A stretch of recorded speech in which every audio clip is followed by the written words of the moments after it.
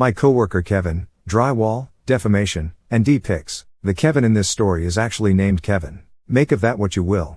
I, 18-year-old male, worked my summer job this year at a hardware store in the Midwest USA. It's a smaller franchised hardware store, not a giant one like Lowe's or Home Depot, so the owner has a bit more freedom to do what they want. In this case, Kevin is the owner's son, and the owner, probably illegally, hired Kevin for $18 an hour, significantly more than we make. And as I will show you below, he definitely didn't deserve such a wage. There were three main tasks that summer job teenagers like myself and Kevin had: cashier duty, sales, and stocking shelves. Kevin did okay, barring a few minor incidents, with stocking shelves, but the other two were chaos every time he got near them. On my first day, I was working with Kevin and a friend of mine from school. We will call him Jake. Then there were two full-time employees staffing the store, an old guy, let's call him Walter, and an even older woman, the store manager, who will be named Edith. These are the best old people names I've got. Kevin had cashier duty, Jake had sales, I had shelf stocking, and Walter was the second cashier. Chapter 1, A Kevin Welcome. Me and Jake both got started on our respective tasks for our first day and did everything pretty much by the book until around 11 a.m. We had been open for a couple hours when Kevin sauntered in, but nobody had really noticed him missing since Jake and I didn't know he existed yet, and Walter barely had anyone to serve as cashier anyway, so Kevin wasn't really needed. But soon, he strolled up to me and Jake while we were in an aisle and said, "So, we've got some fresh meat," in the most ridiculous movie bully voice ever. We laughed at him, and he walked off to his cashier station huffing and puffing. Then he turned around and yelled back, "Show me some respect, rookies!" And quat. About 5 seconds later Kevin walks into a shelf and shrieks in pain. He goes up to the cashier station and about 10 minutes later he gets a customer. Now, I didn't see the initial incident, but I sure heard it. Someone was buying some lawn decorations, one of which was a giant glass ball in the shape of a frog. I'm sure you see where this is going. Kevin dropped it and it smashed, then refused to refund the customer, a little old lady. By now Walter got on the intercom and called me up front to open the other lane while they cleaned up. I ran up front and see the crap show unfolding. Rather than help Walter, who is on his hands and knees picking up tiny glass shards, he decides to argue with the 90-year-old, yelling at her for buying stupid frog art that looks like an anal bead and quat. I tried to keep Walter's lane moving because 3 people were in line, but everyone was watching Kevin berate an old lady at the top of his high, squeaky voice. Walter finally managed to wrest the cashier station keyboard from Kevin and refunds the old woman, and apologizes to her for Kevin's actions. About an hour later, I get the chance to ask Walter what the hell is wrong with Kevin. "Oh, he's the owner's son. He's worked here for 3 days." And quat. It was at this moment I realized it would be a long summer. Chapter 2, Mexico will pay for the drywall. Kevin was a conservative. He made sure everyone knew this, starting every second conversation with a political comment. So on my second day, I was cashiering, Kevin was in sales and Jake was stocking shelves. Kevin started the day by walking in and yelling at the top of his lungs that taxes are too high and nobody needs Social Security, because society is already secure. We have cops.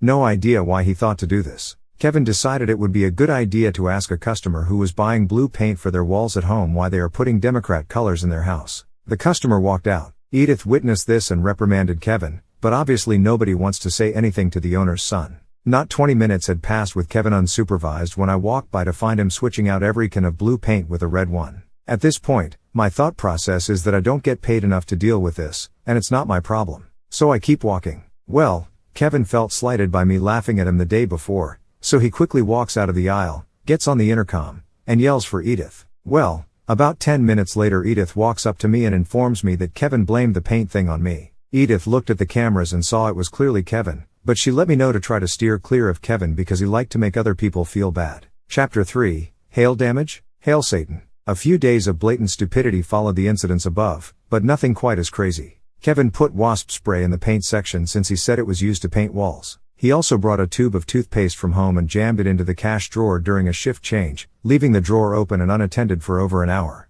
But things really ramped up again after about a week. There was a forecast for severe storms later in the week, so an older couple, both wearing Metallica shirts, came in to buy some plastic sheeting and stakes to cover their garden.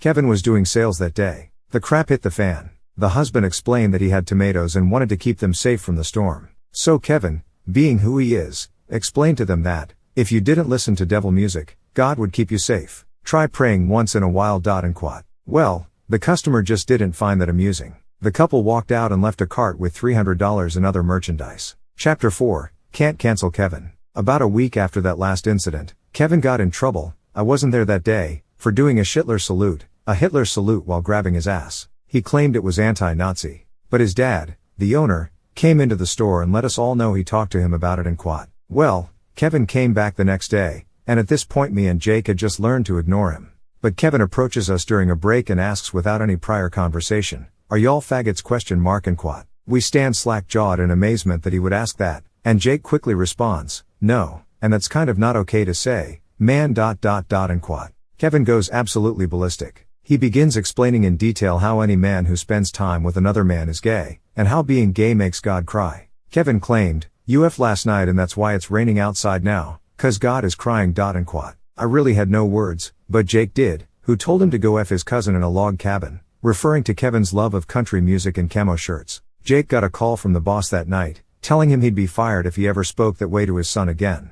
Jake tried explaining what Kevin said, but to no avail. The boss just said his son had good Christian values. Chapter 5. Kevin doesn't understand goats. Kevin developed a weird obsession with goats around the middle of the year. Turns out, he saw a post online that jokingly said Russian troops were having sex with goats, so pretty soon Kevin started printing online art of goat-human hybrids, mostly furry art, and posting them up in the livestock feed section with the caption, "Warning, no goat sucking and quat." Because these ideas logically connect if you are a Kevin. Plus, to me a goat sucker means a desert cryptid, not a practitioner of bestiality, but I guess that's just me. But the goat thing didn't stop there. Oh, no way. He later tried explaining to me that humans are really descended from goats. His logic for this was that goats are called goats because they decided to go when other animals weren't evolving. Again, I feel insane just writing that out. Chapter 6. Duct tape Kevin, vent problem? During the summer we had an issue where one of the air conditioning vents for the building wasn't working, which made that corner of the store really hot. He came up with the unusually coherent plan to close all the other vents and try to force air to that vent so we could see if any air was coming through at all. If there was some tiny amount of air, that would mean it was just blocked, not broken. Well,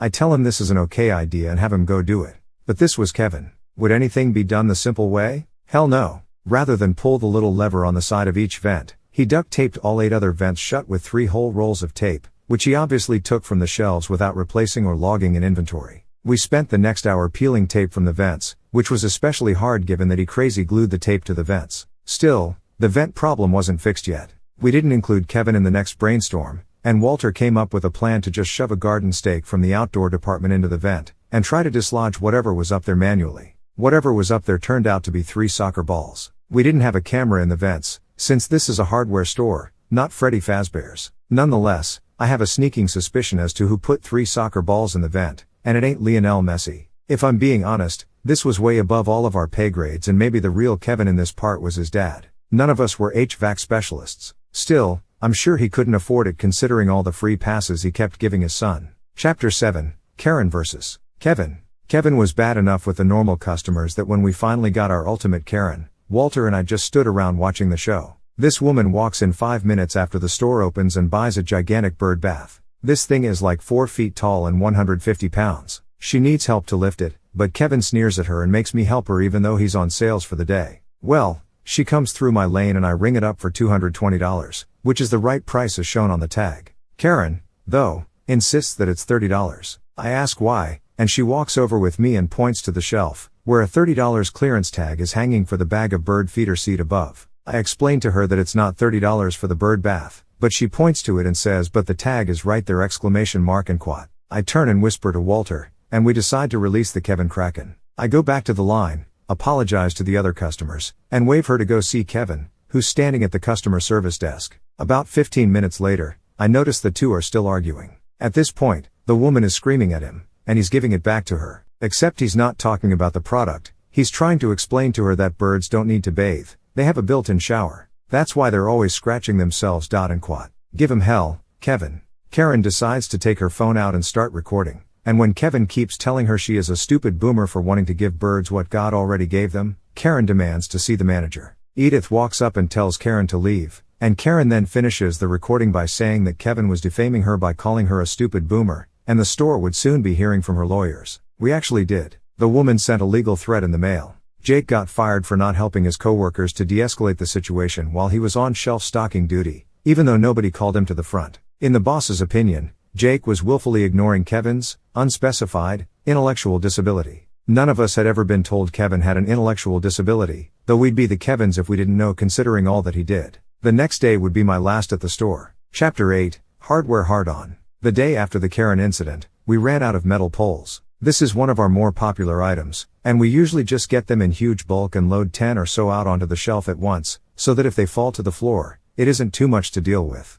I told Kevin to print out an out-of-stock message, assuming the guy could just go scrape something off Google Images and put it out there. We of course don't have our own out-of-stock labels, since Kevin burned them when he set the microwave on fire in the break room, but that's a story for another time. Kevin did not use Google Images. Rather, he printed an interesting image. Toward the end of the shift that afternoon, I was walking by the metal section when I saw a strange image on a piece of paper hanging off the empty shelf, though I couldn't tell what it was. I walked up closer and could not believe what I was looking at. On the left of the page was a map of Poland. On the right was a nude photograph of Kevin with an erection taken in the employee bathroom. Below the two images was a caption: "Metal poles not found. Try these other poles. And quat. Just gonna present this one without comment." Anyway, I quit at the end of the day because Kevin blew up in a rage at me for throwing away the picture, yelling at me that I just threw it away because I hate polished people. Nothing about, the D-pic. Kevin has called me a total of 67 times, I counted, since I quit, from 13 different phone numbers.